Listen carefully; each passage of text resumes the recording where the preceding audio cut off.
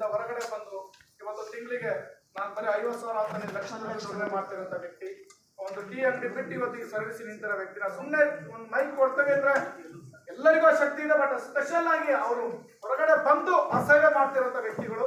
ಅವ್ರದ್ದು ಒಂದು ಮಾತು ಕೇಳಿದ್ರೆ ನಿಮಗೆ ಇನ್ನೂ ಸ್ಫೂರ್ತಿ ಬರುತ್ತೆ, ಇನ್ನೂ ಒಂದು ಶಕ್ತಿ ಬರುತ್ತೆ. ಎಲ್ಲರಿಗೂ ನಮಸ್ಕಾರ.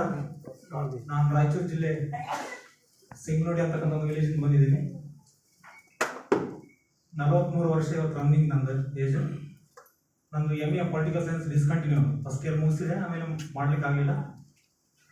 ಜೀವನದಲ್ಲಿ 2002ರಿಂದ ಹಲವಾರು ಕ್ಷೇತ್ರಗಳಲ್ಲಿ ದುಡಿದಿದ್ದೀನಿ. 17 ಕ್ಷೇತ್ರಗಳಲ್ಲಿ ದುಡಿದಿದ್ದೀನಿ. 18ನೇ ಕ್ಷೇತ್ರ. ಯಾವುದೇ ಕ್ಷೇತ್ರಕ್ಕೂ 1 ವರ್ಷ 2 ವರ್ಷ 3 ವರ್ಷ ಕೆಲಸ ಮಾಡಬೇಕಾಯ್ತು. ಸುಸ್ತಾಗಿ ಸೋತಂಥ ವ್ಯಕ್ತಿ ನಾನು ಹಲವಾರು ಫೀಲ್ಡಲ್ಲಿ ಹೋದಾಗ ನನಗೆಲ್ಲ ಸೋತು ಕಂಡಿದ್ದೇನೆಂದರೆ ಸಾಕಷ್ಟು ದುಡಿಬೇಕಾಗಿತ್ತು, ಸಂಪಾದನೆ ಇರ್ತಿದ್ದಿಲ್ಲ. ಅಂದರೆ ಸಡನ್ನಾಗಿ ಜೀವನದಾಳಾಗಿ ಕೆಲಸ ಮಾಡ್ತಕ್ಕಂಥ ಜೀವನ ನಡೀತಿತ್ತು. 8,000 ರೂಪಾಯಿ ಅದಕ್ಕೆ ಆಗ್ತಿರಲಿಲ್ಲ. ಹಾಗಾಗಿ ದುಡಿದು ನಾನು ಬ್ಯಾಕ್ ಪೇನ್ ಸ್ಟಾರ್ಟ್ ಆಯಿತು. ಅದೇ ಸಂದರ್ಭದಲ್ಲಿ ನಾನು ನಮ್ಮ ಫ್ರೆಂಡ್ನ ಅನುಭವ ತಿಳ್ಕೊಂಡು ಅವನು ಆ ಕ್ಷೇತ್ರದಲ್ಲಿ ದುಡಿದಿದ್ದ, ಸಾಕಷ್ಟು ಅಚೀವ್ಮೆಂಟ್ ಮಾಡಿದ್ದ. ಅವನು ಹೇಳಿದ ಒಂದು ಹೋಟೆಲ್ ಮಾಡೋದು, ಟೀ ಸ್ಟಾಲ್ ಮಾಡೋಂತಂದಾಗ ನಾನು ಅದನ್ನು ಆಯ್ಕೆ ಮಾಡಿಕೊಂಡೆ. ಯಾಕೆ ಮಾಡಬಾರ್ದು ಅಂತೇಳಿ. ನಾನು ಯಾವುದೇ ಕೆಲಸ ಮಾಡಲಿಕ್ಕೆ ಹಿಂಜರಿದಿಲ್ಲ. ನನಗೆ ಗೊತ್ತು ದುಡಿಬೇಕಂತ ಗೊತ್ತಿತ್ತು. ಟೀ ಸ್ಟಾಲ್ ಮಾಡ್ತಾ ಹೋದೆ. ಒಂದು 5-6 ವರ್ಷ ದುಡಿದೆ. ಕ್ಯಾನ್ಸರ್ ಅಂತಕ್ಕಂಥ ಹೆಮ್ಮಾರಿ ರೋಗ ನನ್ನ ಬೆನ್ನತ್ತಿತ್ತು. ಹಾಗಾಗಿ ನಾನಿವತ್ತು ಆ ರೋಗದಿಂದ ಪಾರಾಗಬೇಕಾಗಿತ್ತು. 2 ಸಲ ಸರ್ಜರಿನೂ ಆಯಿತು. ಸರ್ಜರಿ ಆದಂಥ ಸಂದರ್ಭದಲ್ಲಿ 6 ತಿಂಗಳ ಬೆಡ್ ಪಾಲಾದೆ. ನಾನು 6 ಮಂತ್ ಹೊರಗಡೆ ಬರಲಿಕ್ಕಿಲ್ಲ. ಟೀ ಸ್ಟಾಲ್ ಸಂಪೂರ್ಣ ಕ್ಲೋಸ್ ಮಾಡಿದೆ. ಸರ್ಜರಿ ಆದ ನಂತರ ಈ ಬಾಯಿ ಸೌಂಡ್ ಬರ್ತಿರ್ಲಿಲ್ಲ ನನಗೆ. ನನ್ನ ಮಿಸ್ಸಸ್ಸಿಗೆ ಅರ್ಥ ಆಗ್ತಿದ್ದಿಲ್ಲ. ನಾನು ಮಾತಾಡಿದ್ರೆ ಬಾಜು ಇದ್ದರೆ ನನ್ನ ಮಿಸ್ಸಸ್ಗೆ ಅರ್ಥ ಆಗ್ತಿದ್ದಿಲ್ಲ. ಎಂಟೈರ್ ಈ ಫೇಸ್ ಎಲ್ಲ ಟರ್ನ್ ಆಗಿತ್ತು. 6 ತಿಂಗಳಲ್ಲಿ ನನಗೆ ಒಂದೊಂದು ರೋಗ ಸ್ಟಾರ್ಟ್ ಆದವು. ಲೋ BP ಸ್ಟಾರ್ಟ್ ಆಯಿತು, ಮೂಲವ್ಯಾಧಿ ಇತ್ತು, ನಿಶಕ್ತ ಆಗ್ತಿತ್ತು, ಸಾಯಂಕಾಲ ಆದ ತಕ್ಷಣ ತಿಳಿಸ್ತಕ್ಕಂಥ ಕೆಲಸ ಆಗ್ತಿತ್ತು, ಆಯಾಸ ಬರ್ತಿತ್ತು, ದಮ್ ಬರ್ತಿತ್ತು. ಪಾಟೀಲ್ ಸರ್ ನನಗೆ ಕ್ಯಾನ್ಸರ್ ಸರ್ಜರಿ ಆಗಿ ಬಂದು 2 ತಿಂಗಳಲ್ಲಿ ಪ್ರಾಡಕ್ಟ್ ಬಗ್ಗೆ ಹೇಳಿದರು. ನಾನು ಸ್ವಲ್ಪ ನಂಬಲಿಲ್ಲ.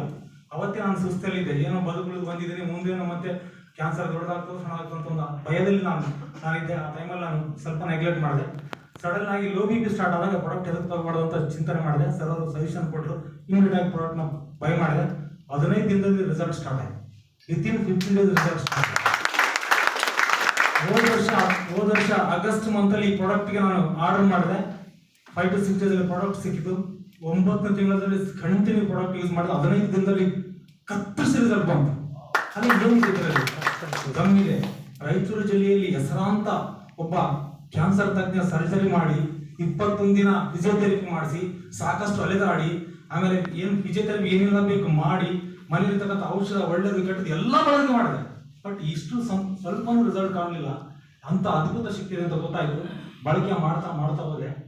ಒಂಚೂರು ಇದನ್ನ ಎದಕ್ಕೆ ಜನರಿಗೆ ತಿಳಿಸ್ಬಾರ್ದು, ಒಂದು ಸೇವೆ ಆಗುತ್ತೆ. ಯಾಕಂದ್ರೆ ಇದು ಮೌತ್ ಟು ಮೌತ್ ಇನ್ಫಾರ್ಮೇಶನ್ ಕೊಡ್ತಕ್ಕಂಥದ್ದು. ಎಲ್ಲಿ ಪೇಪರ್ಸ್ ಹ್ಯಾಡ್ಸ್ ಬರಲ್ಲ, ದೊಡ್ಡ ನಟನೆ ಬರಲ್ಲ, ಹೀರೋನಿ ಬಂದು ಅಡ್ವರ್ಟೈಸ್ಮೆಂಟ್ ಕೊಡ್ತಕ್ಕಂಥ ನಮ್ಮ ಪ್ರಾಡಕ್ಟ್ ಅಲ್ಲ. ಇದು ಒಂದು ಅದ್ಭುತವಾದ ಪ್ರಾಡಕ್ಟ್. ಹಾಗಾಗಿ ಈ ಡೈರೆಕ್ಟ್ ಸೆಲ್ಲಿಂಗ್ ಇಂಡಸ್ಟ್ರಿಯಲ್ಲಿ ಇದು ಯಾವುದು ವೇಸ್ಟ್ ವೆಚ್ಚ ಮಾಡ್ತಕ್ಕಂಥ ಕಂಪ್ನಿಗಳಲ್ಲ. ಹಾಗಾಗಿ ನಾನು ಮೌತ್ ಟು ಮೌತ್ ತಿಳಿಸ್ತಾ ಹೋದೆ.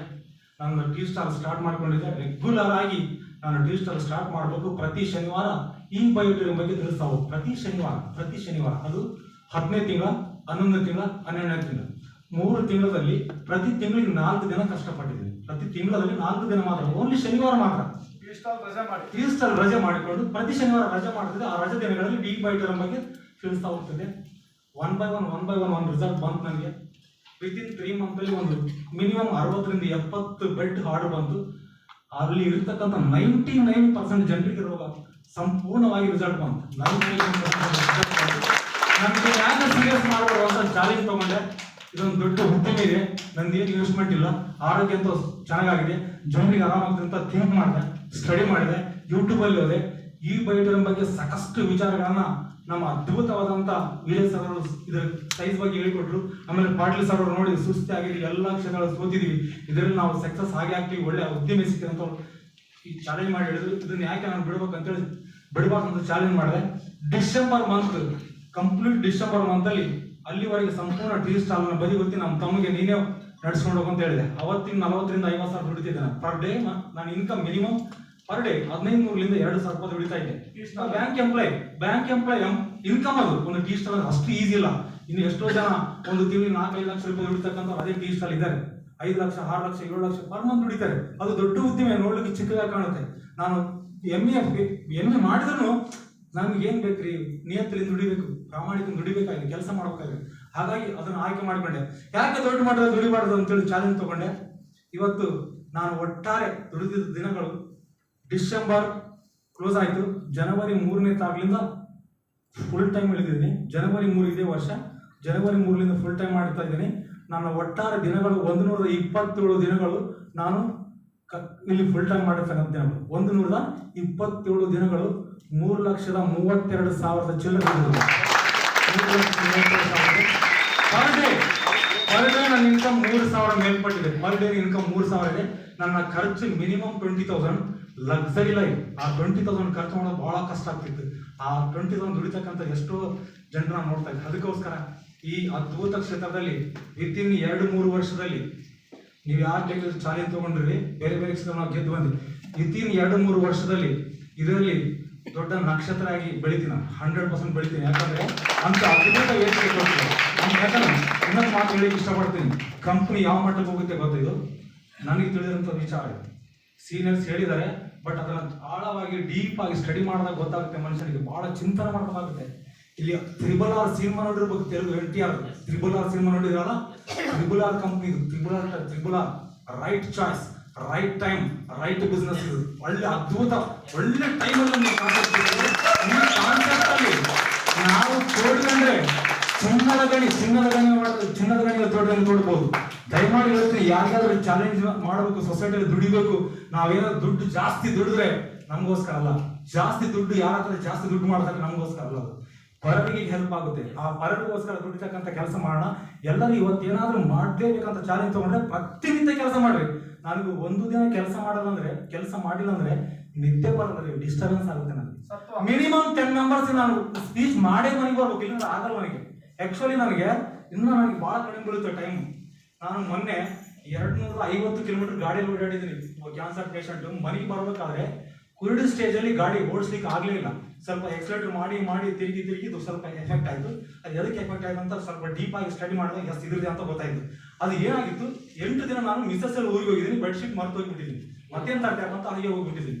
ನಮ್ಮ ಮಕ್ಕಳೆಲ್ಲ ಹಾಲಿಡೇಸ್ಗೆ ಹೋಗಿದ್ರು, ಅಲ್ಲಿ ಹೋಗಿದ್ದೀನಿ. ಅದಿಲ್ಲ ನನ್ನ ಕೈಯಲ್ಲಿ, ಮೇನ್ ಅದ್ಭುತವಾದಂತ ಅದು ಇಲ್ಲ. ಹಾಗಾಗಿ ನಾನು ಮಿಸ್ಟೇಕ್ ಆಗಿಬಿಟ್ಟಿದ್ದೀನಿ.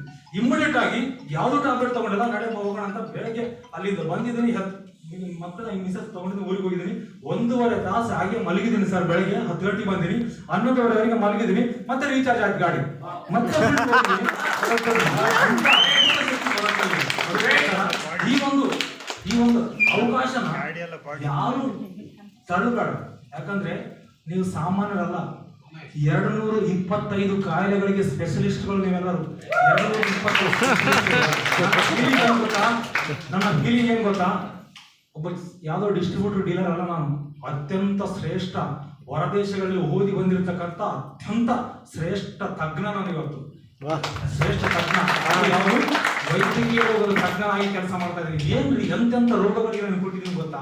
BP ಇದನ್ನ, ಶುಗರ್ ಇದನ್ನ, 150 ಕಾಯಿಲೆಗಳಿಗೆ ಪ್ರಾಡಕ್ಟ್ ಇಶ್ಯೂ ಮಾಡಿದ್ದೀನಿ.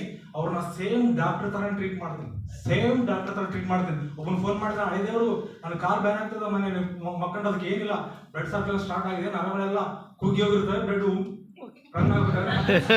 ಅದಕ್ಕೆ ಇಮಿಡಿಯೇಟ್ ಏನು ತಗೊಳಕೋಬೇಡ, ಯಥಾಸ್ಥಿತಿಯಾಗಿ ನಮ್ಮ ಬಗ್ಗೆ ನೀವು ಆರಾಮ್ ಮಾಡುತ್ತೆ. ತಗೊಳಬಾರ್ದ್ರೆ ಹೌದಾ, ಆಯ್ತು ಆ ರೀತಿ ನಾವು ಟ್ರೀಟ್ ಮಾಡ್ಬೋದು. ಅದಕ್ಕೋಸ್ಕರ ಅದ್ಭುತ ಕಾನ್ಸೆಪ್ಟ್ ಇದೆ. ಯಾರೂ ಇದನ್ನ ತಳ್ಬೇಡ್ರಿ, ಜೀವನನೇ ಬದಲಾವಣೆ.